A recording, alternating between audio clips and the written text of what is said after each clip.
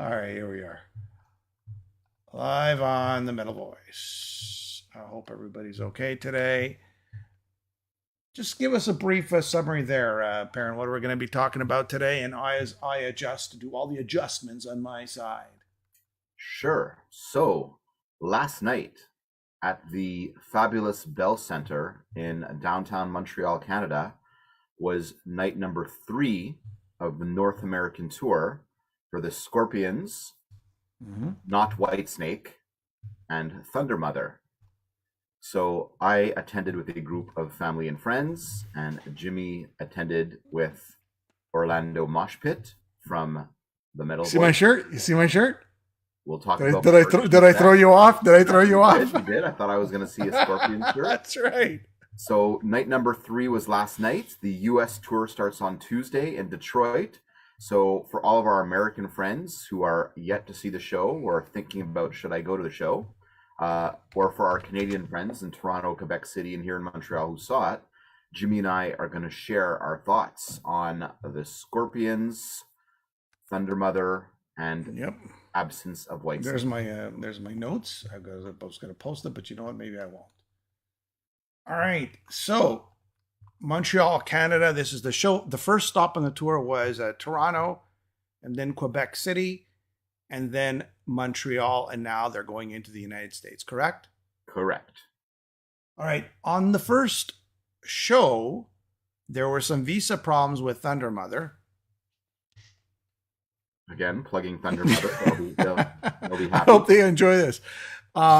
There were some visa issues with Thundermother, and it happens. It's rock and roll. And in a Spinal Tap way, this other band played. I can't remember what the name was.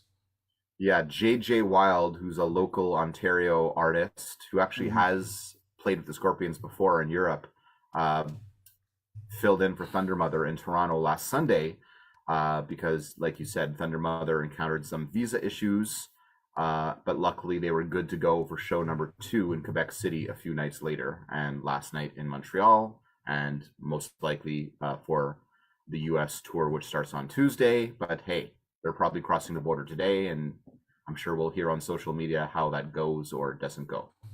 All right, so the agenda is this. Thundermother, how did they do? Number 2, the Whitesnake Rant. And number 3, we're going to talk about the Scorpions. What were they like? And as we compare it to, years prior, right? Other tours. I mean, are they still holding up? Are they still playing to the best of their abilities? And what was the song selection and set list? All right, let's start things off with Thundermother. All right, your first impressions. First impression is, like anyone else, and we'll get to Whitesnake in a second, I was a little bit disappointed that Whitesnake wasn't going to be there, but it afforded the opportunity for Thundermother to play a little bit later. Like the show was going to start at 6:45, and instead it started a little bit after 7, so it meant that they played to a bigger audience. And they got to play for about 45 minutes instead of maybe doing half an hour if there were 3 bands. So big opportunity for Thundermother. Other than a song here and there recently, I had never heard them. So I didn't want to be too influenced before seeing them live. So I kind of, other than listening to 1 or 2 songs, I kind of let the live show do the talking.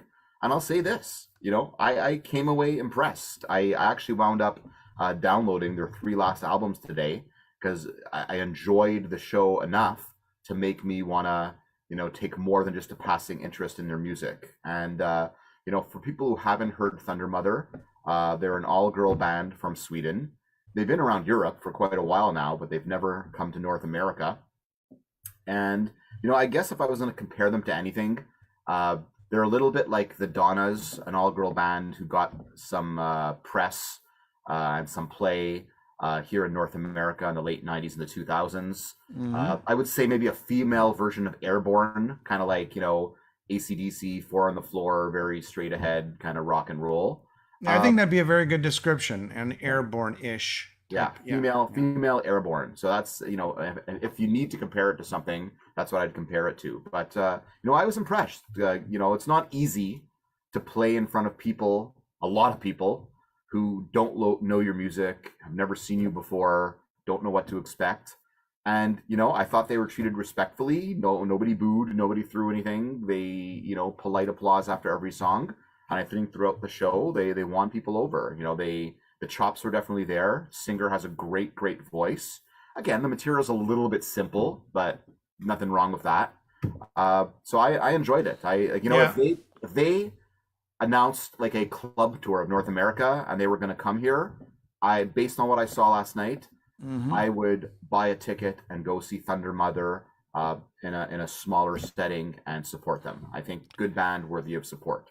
Yeah, I would agree with you. Their chops were definitely there individually. Like as a singer, guitarist, bassist, and drummer, they were all very well versed, let's say, in their sort of instruments, right? The guitarist, there was no two guitarists. So when you have one guitar situation, you need a great guitarist to fill in that void. And yes, she did. The singer you could just tell from the first note, wow, this is quite an impressive voice. And the bassist and the drummer, they were just, not only were they spot on, but they were energetic and they really, looked like, and it seemed like they felt like they were really having a good time playing in front of an arena crowd. And that's a big arena, the Bell Center. So yeah, that's number one. Number two is the songs were good because even if you never heard them before, like you said, they're catchy and hooky. And like you said, they got that sort of 3 to 4 minute airborne, you're in, you're out, let's have a good time songs. And they work, right? It works. It was catchy. And number three is relatability. Like most female bands, not all of them, and I don't want to get out of control here. Most sort of female fronted bands or female bands, not all cases, in a lot of cases, the woman representing is sort of like this model, right? This classic definition of this thin, perfect model, right? And not to say that these women weren't perfect in their own way. I'm just saying they're more relatable to the rest of the women of the world. Yeah. Right? And especially to the Scorpions crowd, which was, 30, 40, 50-year-old women who love the Scorpions in their career. And this is the exact same demographics. And it's like they're seeing themselves on stage. That's what I'm trying to say. They're more relatable. They're every woman, right? Yeah. They're every woman. There were no Barbie dolls up on the stage. And that's the right word. It could have been a lot of, of the women who were in the crowd up there on the stage. So, their outfits were a little bit, choreographed or whatever. It's all good. It's all good. Black and gold, and they had black and gold kind of on their outfits, that kind of thing. But they were pretty simple, down to earth, stripped down in a lot of different ways. I'm glad people didn't punish them for not being Whitesnake, right? Because we'll get to that in a second. There was a lot of anger over Whitesnake, not being on the tour. But it's not Thundermother's fault. Whitesnake's not on the tour. They went out, they rocked, they won people over. And you know what? They're playing in front of 15,000 people. If today, 10% of the people in attendance download a Thundermother album, buy a Thundermother album, bought a t-shirt like you did, or say, I'll go see them if they do a headline show in my town, they, right now what they're trying to do in North America is build brand awareness. And I think they did a good job of that last night. So congrats to them. Hopefully this will really connect with more people and they could expand their audience. And I think it will. Definitely the right choice. I'd be willing to bet this was not a pay to play situation for Thundermother. I would think that, this is basically, the Scorpions have been known to sort of get a great opener and take care of these openers. Now, I can't tell you for sure, but I would guess this is not a pay-to-play situation for Thundermother. Yeah. I mean, look, they've been around a long time in Europe, and they have a reputation. It's just North America's new to them. Yeah. All right, so here we go. Whitesnake Rant. All right, first of all, as everybody knows, they're on the bill. A co-headlining tour in a sense, right? Not a co-headlining tour. Very special whatever. Guest. Okay, very special guest. So in other words, the contract is very special guest. The contract is under Scorpions, and they pay the special guests and they pay the openers with the money that they get, right? Yeah. So they were never going to play the same amount of time. They were never going to have the same amount of space on stage. It was, because some people are saying I should have got a refund because one of the headliners canceled, and that's not true. So that's a good point. So those people are saying that. Go read your ticket stub. Go read the fine print. All right. So Whitesnake does not come on the tour, and it is what it is. I mean, if the guy's sick and he can't do it anymore, he can't do it anymore, and that's understandable. And the fans understand this. The question becomes this, and I'll ask this question out to everybody: should people get their money back, or at least a percentage of what they thought they were getting?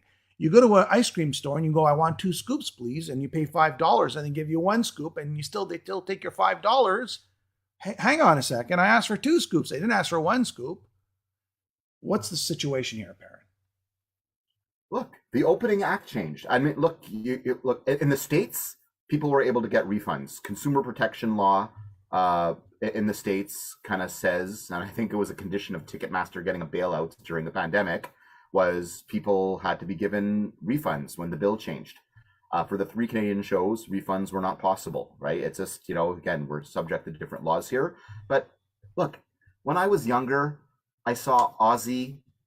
It was supposed to be with Motorhead and Ugly Kid Joe, and the tour was delayed. And instead of Motorhead and Ugly Kid Joe, I got White Line and Vixen.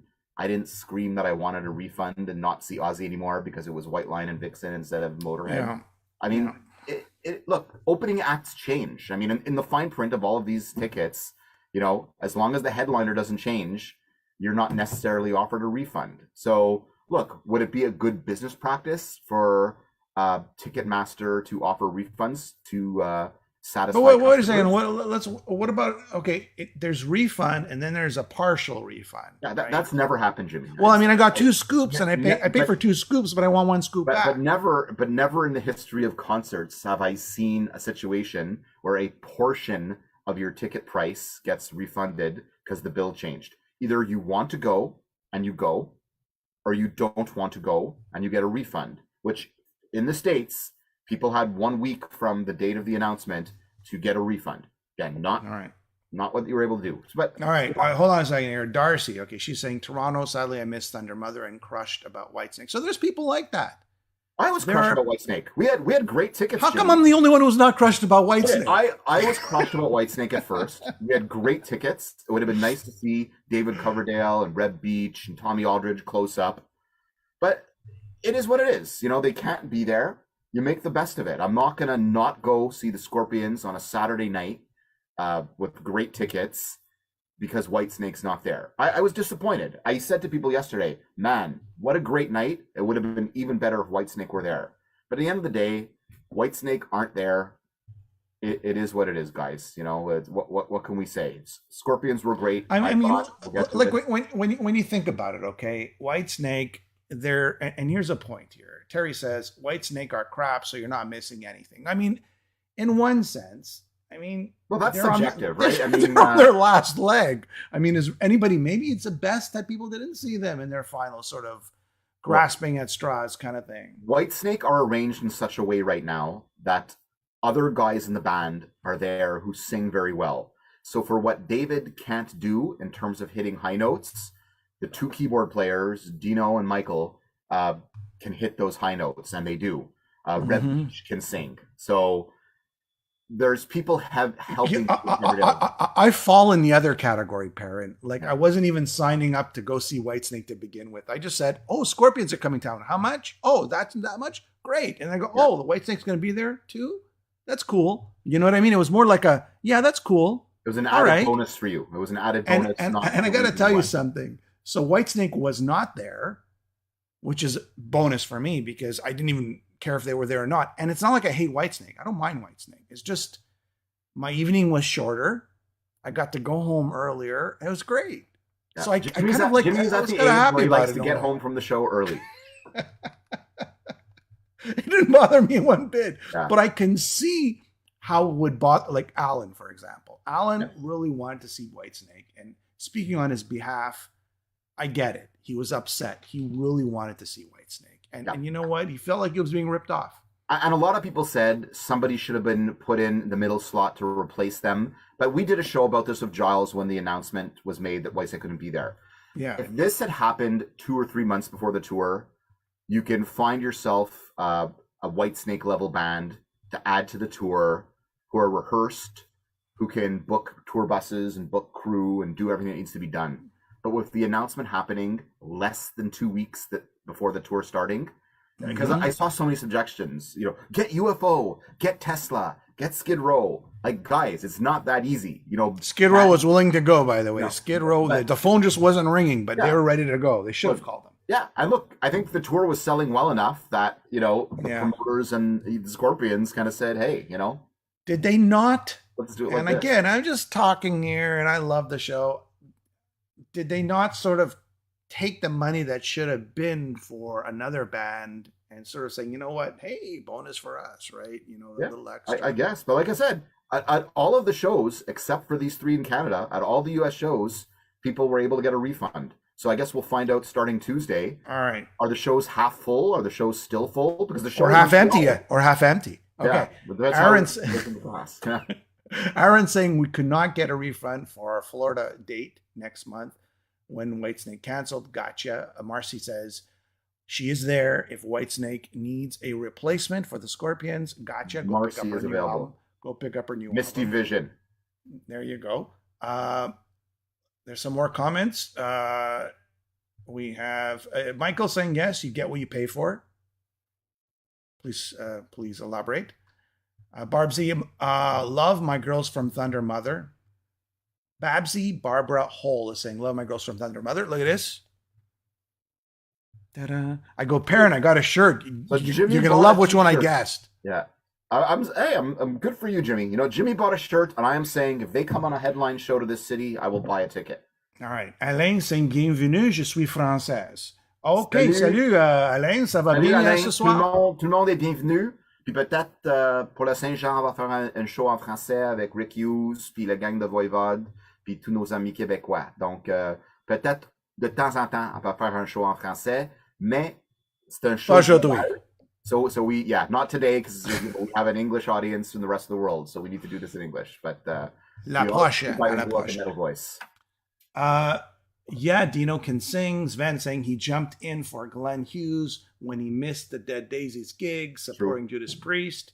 Dino's not a marvelous singer, but one hell of a frontman.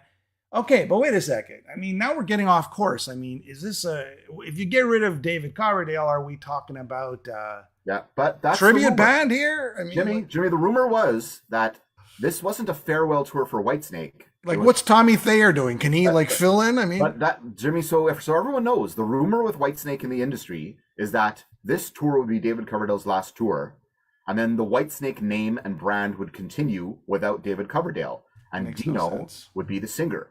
So hey, look, we have Foreigner with 0 to 1 original members depending on the night, and we've seen lots of these things before. Pretty soon we're going to have a Lynyrd Skynyrd. Actually right now, Lynyrd Skynyrd, Gary Rossington isn't well. Damon Johnson's taking his place. So there's no originals in Lynyrd Skynyrd right now. So that's just where the industry is going. Names will live on, but the players will change. But we got to get to the Scorpions, Jimmy, because I know. All right. So Pat Frost is standing by there saying, I missed the show since 1980. I guess trying to say he hasn't been to a show since 1984. No, yeah. Pat was saying on Facebook today that he hasn't missed a Scorpions show since Love at First Sting in '84, and he had to miss the show last night. So Pat Frost, our buddy, was a little bit bummed that he had to miss this tour. Well, here's a point. Michael Van Allen saying, if I bought tickets to see Megadeth, right, and Megadeth couldn't open, I'd want my money back. You know what? I would agree with that too. There's if it's I guess it's Whitesnake is not one of my top 10 bands, right? I like them as a radio Where do you draw the line though? So if you go to Ozfest and the 18th band, but Ozfest is not the same thing because you're going to a festival. There's so many bands. Okay, so let's say there's 4 bands on the bill, 3 bands on the bill, and one of them cancels. Is that? I don't know about that. I don't think it's the same thing. Guys, look, what was You're blurring the line as we speak. What was said is the law here in Canada anyway, is if a headliner cancels, you have the right to a refund. This show was a Scorpions show with special guest Whitesnake and Thundermother opening. So if it was Scorpions / Whitesnake co-headline and Whitesnake canceled, people would be eligible for refunds. But because Whitesnake contractually was an opening act, special guest, refunds were not available in Canada and maybe even some states. And you know what? I would agree with that. That makes sense. It makes, how else can you run things? Yeah. Right? How often in this business does the opening act change for whatever reason? And if you had to offer refunds every time that happened, it'd be a lot of work and a lot of money going back and forth. I guess you have to position it like this. You're going to go see, I don't know, Rush as just an example. And let's say Dawkins opening up. And then Dawkins can't make it. You're not going to cancel the whole tour. I mean, you can't ask for your money back because the headliner or the guy on the contract is Jimmy. I'm going to give you the best example. And the real reason I say Rush because you're wearing a Rush shirt. No, but Jimmy, I'm going to give you the best example because this would affect you. You would want 2 scoops or 1. No. So listen, in 2000, when I was living in San Francisco, I got to see Dio on the Magica tour. Yeah. And do you know who was supposed to open the first leg of the Dio Magica tour? You do know. You've done a documentary on this. Riot were supposed to open for Dio in San Francisco, the show I had tickets to on the Sons of Society tour. Yep. And 2 weeks before the show, Riot can't tour. Yeah. And Riot were replaced by... I don't remember. The Unbanned. That's what they were called. A basically unknown band. They were called the Unbanned. They are kind of a punkish rock band.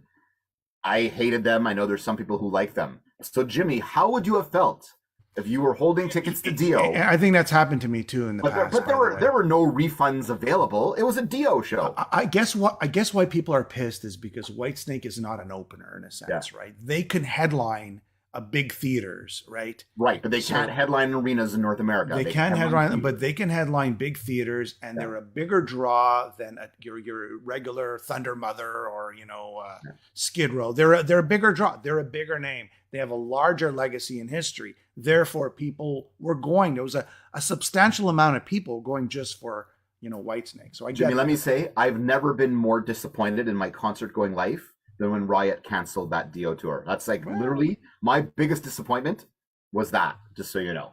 Okay, I got you. Right. I got you. All right, so let's go. Let's talk Scorpions. Let me get my notes out here. Okay, so last time I saw the Scorpions was in 1984. 38 years later, less hair, more gray hair. I'm going to go see the Scorpions again. Okay, strange enough, my wife was at the same show that I was in 1984, but we didn't know each other. But this time we went together. I know you went with your wife. We went with all our friends. That was really fun and cool. Jimmy, I'm the opposite. I have seen every Scorpions tour since Love It. I didn't see Love It first. I'm very selective how I do from Savage Amusement up to the last tour they just did of Megadeth, the last big tour. I have seen every Scorpions tour since. All right. So, okay, maybe we'll do it this way. Overall, I would say that those 38 years, there's been a change in sort of the stage presence.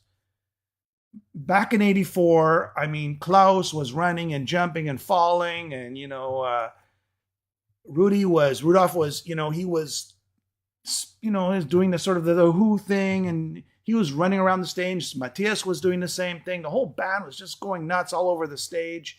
This time, you could tell they're in their 70s, and we're talking about slow motion. Yeah. Not to say... Good energy for guys in their 70s. Yes, I mean, good Klaus energy. At 74 to still do what he's doing is quite incredible. The chops were there, though. Yeah. The chops were there, even though the movement wasn't. And so this is the big contrast of 38 years later, right? Yeah. So that's performance. Is where I have the benefit of have seen them gradually age, because I've seen every tour. Whereas you 38 years ago and now, so that's obviously going to be a very big difference. But how did you think they sounded? I think they sounded great, and probably because Mickey D's in the band, and I think we talked about this already. Mickey D really brought a certain energy to the band, it's like Motorhead meets. Yeah. I talked about that on my Facebook page. Guys, so Mickey D joined them for the last tour. But I think at that point he wasn't permanent, and he was just kind of filling in, and he was maybe just doing the songs the way other people thought they should be played. Yeah. But now I think Mickey has been with the band a while, and he's kind of brought his own flavor to the songs.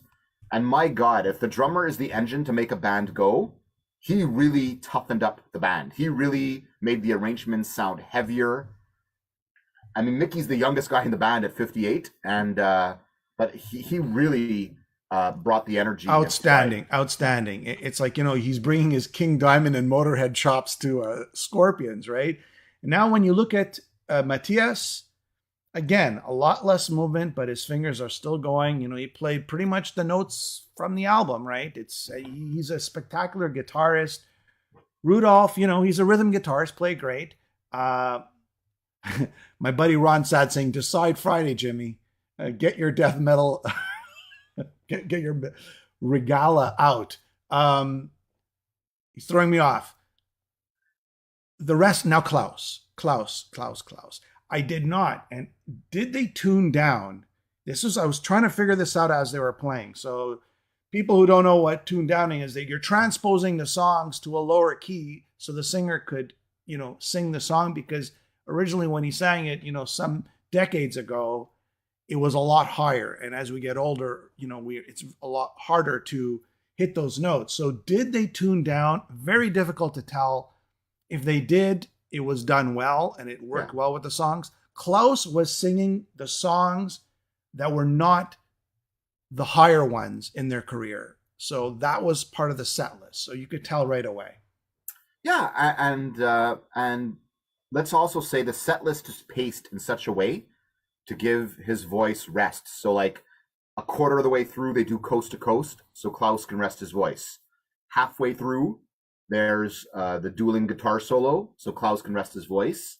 And 3/4 of the way through, Powell, the bassist, and mostly Mickey D does his drum solo. So again, like quarter, half, 3/4 point, Klaus gets to rest his voice. And one thing people should know about this tour, and it's smart if you can afford to do it, they played in Toronto Sunday. They played in Quebec Wednesday. They're playing in Montreal Saturday. They're playing in Detroit Tuesday. There's not just one day off between every show. It's a show, 2 days off, show, 2 days off. Yeah. So I think they realize that Klaus at 74, Rudy at 73, but especially Klaus because of his voice, you can do 3 shows a week. You can't do 4 or 5 shows a week. So it's good because it's going to make sure they get to the end of the tour. And for people saying, oh, the Scorpions didn't even play any extra time because Whitesnake canceled. Guys, get that out of your minds. Klaus cannot do 2-hour sets every night. And they're not suddenly going to pull these obscure songs out of the woodwork because Whitesnake canceled. It's not going to happen. Yeah. Well, I mean, in terms of Klaus's voice, I mean, a little less power, but people have noticed that, throughout the years, right? But it's clean. He's on pitch. He doesn't, he sounds great. I don't know. I think he still sounds great. I mean, he's always had a beautiful voice. And everyone in the audience knows the words to every song and everybody's singing along. So it's not like he's doing a Vince Neil, making them sing half of it. But at any given point, like everyone is kind of helping out and singing, All right, let's go through the set list here. Okay, so they started off with the new song, Gas in the Tank, which I thought it was a cool opener. It's good to start off with, sort of a nod. The Scorpions always open with an up-tempo song, often the first song from the new album. They always do it. Yeah. Now here I had little problems with Make It Real, which is off of Animal Magnetism. I don't know, man. This has been on their set list. I don't know how many years. Back in '84, it's a staple, but it's not a song that even when they played it back then to today, or I've seen it on videos, it was never like a big draw of a song. I don't know. It's a good song. I do like it, but I just find that you could have replaced this maybe with Love Drive. You could have replaced this with No One Like You. You could have replaced it with Can't Live Without You. I just think they could have chose something else there. I think they're keeping it pretty familiar. I think they're keeping it pretty. Look, I'll say this right away because Jimmy and I will probably differ on opinions about the set list. For North American audiences, the Scorpions, by and large, did not exist before Love Drive. I'm not saying that's right or wrong, because they obviously did, but as far as North American audiences are concerned, or even audiences in general. So the entire set list was from Love Drive, Animal Magnetism, Blackout, Love at First Sting, so the big 4 in North America, Crazy World, which was a big hit, and the new album. That is it. They only played songs from those 6 albums. New album, which was well represented. But they could have picked another song from those albums. That's my point. But I just don't. They're not going to do. They're going to play. Give it up, Perrin. Give it up. Make It Real's got to get out of the set. Come on, got to get it out of the set. Honestly, I've seen them every tour, I think they've done it most of the time. So That's what I'm saying. It's just a sometimes song. They bands- keep playing it. Sometimes bands just like a song, and But kinda it was works. it was a whole hum song. It was like everybody's sitting there and they're clapping because the No, Scorpions are playing. I see it as the opposite. I think a lot of people in the audience didn't know Gas in the Tank, and then when they played Make It Real, a lot of fans kind of stood up. And Yeah, it was okay. I mean, with the exception of some people who were dancing like the whole time, from start to finish. I don't even think they knew what song it was. But yeah, they're just happy to be there. now the arena explodes because the zoo, right? The zoo, now everybody knows this song. Like every generation, it's sort of like a massive hit for them, and it's a great tune. It's the originator Chug Chug song. You know what I mean? Yeah. They brought that Chug Chug to a metal, in a sense, right? It's doomy. It's got a great beat. It's got a great pace, and it's got a great chorus. Did they tune that down a bit? Perhaps, but great job on the zoo. Always a great job on the zoo. Did you like the zoo? Love it. I love the set list. I was very happy with the set list. All right. So good news. John Verno says, Jimmy, I agree with Make It Real. Get rid of it. All right. Coast to Coast. Now, why are they playing it? Why do they keep playing this song? I think they play it on why. I just told Worldwide you Live. They're playing it. No, I know why, but just find another song. I mean, enough. I mean, it's the quarter point, more or less, fourth song. Klaus rests his voice. He does the 3 songs to open, rests his voice, and look, they do it really well. It's really powerful the way they do it. Oh my God, they've been playing this song. How many years have they been playing? Even Michael Schenker is playing this song. I mean, because he claims he wrote it, right? I'll never get tired of Coast to Coast. I'll never get tired of it. I'm just saying, just get rid of it. Just get rid of that song and let's go home earlier. Jimmy, there's so many people, guys. The Scorpions are never going to do a set of obscure songs and rarities. I'm not saying obscure. Maybe we could do a little bit of intro to Holiday or something. You're never going to hear In Trance again. You're not going to hear them, ever. In Greece you will. And by the way, let's just show this Thundermother shirt here. They are Thunder Mothers. I wonder if they're really mothers. Yeah, maybe we'll interview them and find out. Maybe we can get a mid-tour interview with them, and we'll find out if any of the Thunder. I wonder if they're mothers. Maybe. I wonder if they're just by name mother, but if they better be mothers, if you ask me. Yeah. Okay. Here, Tom's saying if they're going to play something from Love Drive, they could play Can't Get Enough. That might be a little too high. Yeah, I don't know if they've done that since the Love at First Sting tour. I think they would. Yeah. I think they ended the shows on the Love at First Sting tour of that, or at least around the encore, or right before the encore, maybe. All right, we're gonna have to go through this because I got 5 minutes left here. All right. Seventh Son. It's kind of like the zoo in a sense. It's a new song. I kind of thought, even though I do like that song, I don't find it went over with the crowd that well. People are kind of like, okay, maybe it's time to go to the bathroom now. But Jimmy, maybe I could go buy a shirt. Problem. Here's the problem. I think the new album is great. I love the new album. I think it's a top 10 album of the year. I just think a lot of people don't know it, right? Unfortunately, a lot of people don't invest in new music from old bands. Because of the nature of our show, we do that. And I would listen to a new Scorpions album anyway. So I don't think it's that people didn't like Seventh Son. I think it's that they weren't familiar with it. Because I like what they did. They kind of brought the lights down. They filled the stage of smoke. It had a very China White kind of feel to it, Yeah, it's a China White, the zoo. I mean, that's the vibe, I really like the way they did Seventh Son. Hey, I like the song. Don't get me wrong. I was looking around. Yeah, and I found, it's time to take a pee break. That's what I said. People don't know it. People don't know it. All right, Peacemaker, brand new song. They had a video on this, or 2 videos. Yeah. And it's up tempo. Great. It really did well. People dug it. It's catchy, melodic.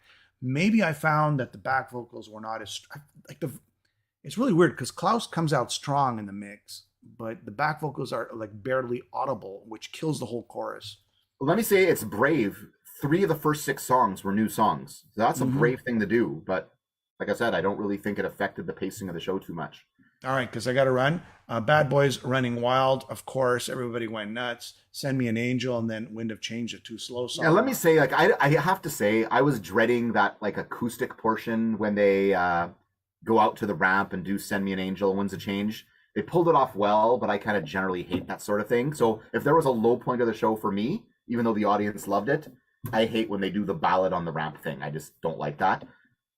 And so Yeah. everyone knows they're doing the political thing a little bit. They're Mm-hmm. changing the words of Winds of Change to kind of show support of the Ukraine for Ukraine. And they had kind of a peace sign up on the screen in Ukrainian colors.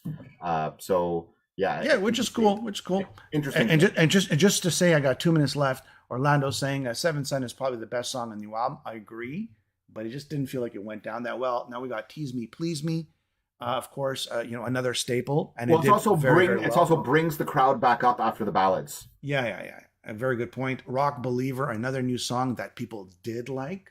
Yep. Then, of course, Blackout. Knocking it out of the park. Big City Nights. Everyone's going crazy. High Point for sure. And I think actually the audience was louder than the actual band at the encore point, and that's kind of when I chose to skedaddle. Yeah, so I'll do the encores really quick. So everyone knows, because there's some complaints about this. So far on the 3 North American dates, the first encore changes. So in Toronto, it was No One Like You. In Quebec and Montreal, it was Still Loving You. So they seem to be alternating back and forth. That you get No One Like You or Still Loving You, you don't get both.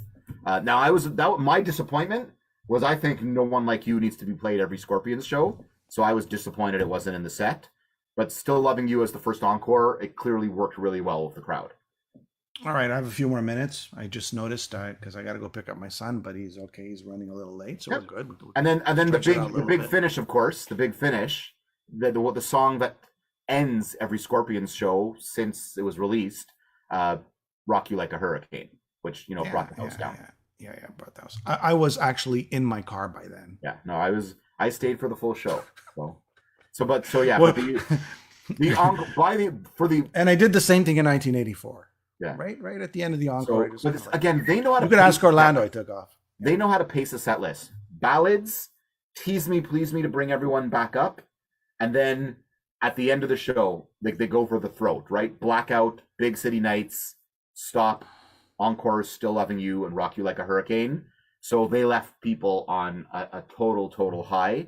And folks, let me just say, this was a big crowd. One of the things that was amazing to me. Yeah. Last time Scorpions came through this town with Megadeth, they played our smaller arena. It's still a big arena, but they played in front of about 8,000 people.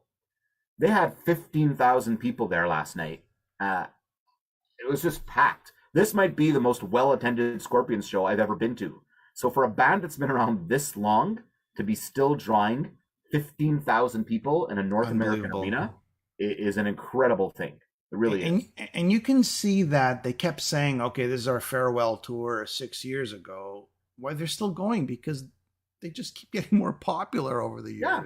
Jimmy, if it's one thing I've learned, right, the world is a world of supply and demand. So bands will say it's their farewell tour, and sometimes it's disingenuous, and sometimes they mean it. But then if the next year a promoter makes them an offer and says, we'll give you this many million for 40 shows, and people are willing to buy tickets and go to those shows, then why would you say no? You know what? I think for the Scorpions, it's a little more than that. When you really think about 50 years of playing, this is what you do. This is how you breathe. This is how you drink water. This is who you are. And by stopping who you are, it's...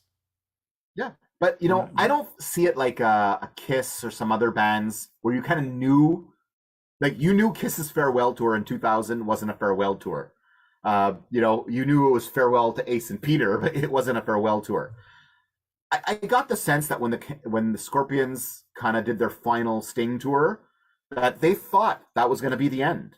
Yeah, I think so too. But I think the tour went well, and they love doing what they do, and they got other offers, so they went with it. And I think the best way to approach farewell tours is the audience will tell you when it's time to say goodbye.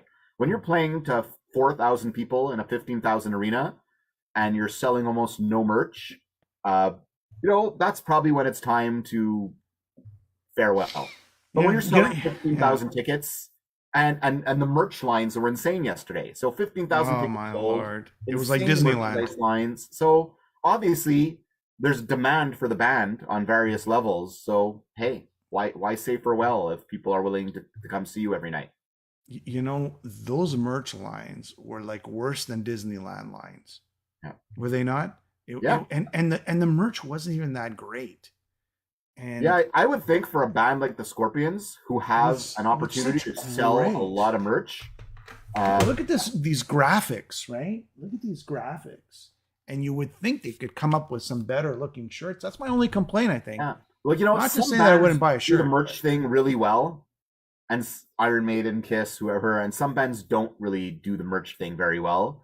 And Scorpions are one of those bands that, like, you know, why would you only have 4 t-shirt designs when you could have 10, you know?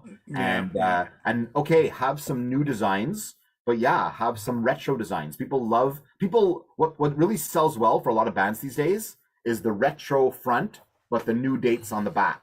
So like, you know, the blackout cover, but with the dates on the back, you know? So, Yeah, I never cared about the dates on the back because I can't read my back. yeah, it just kind of says you were there at that tour. So I like dates generally. But, Guys, you know, this is a really good question here, Parent. And this is probably okay. the last question of the day. Would the Scorpions have sold 15,000 if it was just originally promoted as a Scorpion show? So in other words, this tour was booked as a Scorpions with Thundermother, of course. Would they still have had that many people there? Yeah, it's a good question that I've actually thought about, and I guess my answer will be no. But there were 15,000 there. I'd say they would have sold 12,000 tickets, and maybe Whitesnake sold 3,000 tickets, you know? And because people couldn't get refunds. I would put it to about an 80-20 a mix. Yeah. It's hard for me to take myself out of my shoes because I only bought the tickets for Scorpions. And when they announced Whitesnake wasn't playing, like I said, I'm okay. I get to go home early, you know, like. Yeah, and I bought tickets for the package. And if I could have got a refund, I would not have. It's a Saturday night. It's a night out with the wife and friends. But you know what? If it was like a Tuesday night and I had to work the next day and not that many people were my friends were going, like maybe I would think about it. But like I think they sell 12,000, not 15,000 if it's just Scorpions. But we're gonna see the answer to this really soon. In most of the US shows, refunds were made available. So if they're playing to half-empty houses in the States, then that means Whitesnake, the package, sold a lot of tickets. But if the shows are still pretty full in the US, then people were like, yeah, I bought the tickets. They were paid for 6 months ago. You know, I've been looking forward to the show. I'm going. So I think it's about 80-20. So what would you rate this show out of 10? I'd call it a good 8. I'd call it a good 8.5 out of 10. You know what? I enjoyed the opening act. 8.5 out of 10. Me too. Yeah, I enjoyed the set list. I thought the sound was great. I have to say, whoever's very doing good. Front Just of the house back sound, vocals. yeah, whoever's doing front of house sound though for the Scorpions, it's not easy to sound good in an arena. Each instrument you heard really clearly. You know, sometimes they'll go to a show, oh, I didn't hear the rhythm guitar, I didn't hear the bass, the drums were too loud, so I thought the sound, at least from where I was sitting, was really, really great.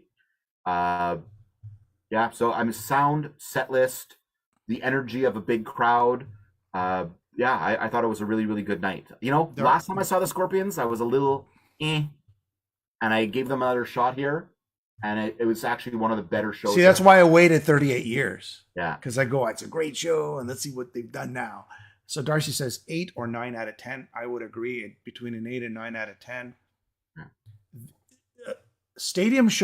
Arena shows and tours are all about momentum. When the momentum starts, like the first few dates and things are on track, then everybody else in the rest of the continent, or at least in the United States, they kind of feel that momentum. And the people who ask for refunds, maybe there'll be some newer Scorpions fan who are going to actually go and buy those tickets. So definitely go watch the Scorpions. I do have a feeling this will probably be their last. Yeah, and that's the US thing. tour. I will just say, guys, the bands we love are coming to an end. Giles talks about this all the time, right? Klaus is 74. Rudy is 73.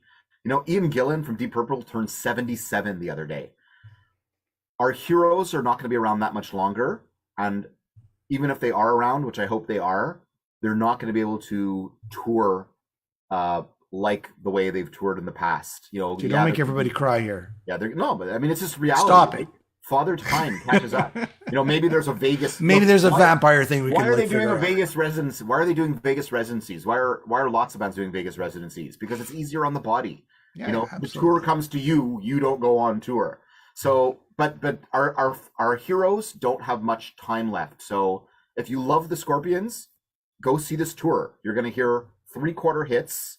You're going to hear 1/4 of the new album. You're going to get all the energy they can bring you. And even though they're not calling it a farewell tour, I don't know if I see them doing this again in 2 or 3 years without 76. And Darson says a great point here. He goes like, look how Rush went out. Rush went out, at the top of their game. Scorpions, okay, they're a little lower than the top of their game, but still, they're still up there, right? Yep. I want them to go out on a high note, and that's where they are. They're in the high note, and one last note. I got to let everybody go now. The drum solo, even though I cannot stand drum solos, I hate drum solos. When drummers start playing a drum solo, it's like time to go to the bathroom. It's time to like buy a t-shirt.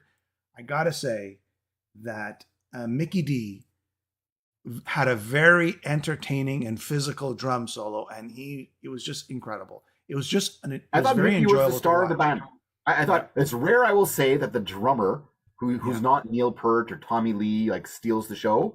Like Mickey didn't steal the show, but man, talk about smashing down a door and making your place in a band.